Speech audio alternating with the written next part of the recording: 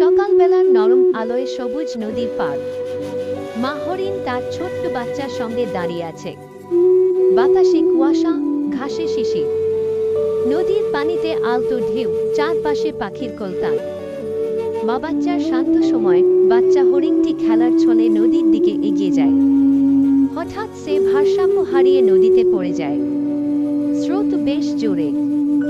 বাচ্চাটি চিৎকার করে মাকে ডাকে। মা হরিণ ছুটে আসে, দেখে তার বাচ্চা পানিতে ভেসে যাচ্ছে। তার চোখে ভয়, কান সজাগ। সে এক মুহূর্ত থেমে, তারপর সিদ্ধান্ত নেয়। মা হরিণ কোনো কিছু না ভেবে ঝাঁপ দেয় পানিতে। তার লাফের মুহূর্তে চারদিকে জল ছিটকে পড়ে। তার চোখে বাচ্চাকে বাঁচানোর দৃঢ় সংকল্প। মা হরিণ স্রোতের বিরুদ্ধে লড়ে। পানির ঢেউ মুখে এসে লাগে, কিন্তু সে থামে না। একসময় সে বাচ্চার গলা ধরে ফেলে। মা হরিণ বাচ্চাকে মুখে ধরে ধীরে ধীরে তীরে ফিরে আসে। বাচ্চাটি কাঁপছে, কিন্তু নিরাপদ। মা হরিণ তাকে আদর করে ভালোবাসা জানায়। তারা দুজন ধীরে ধীরে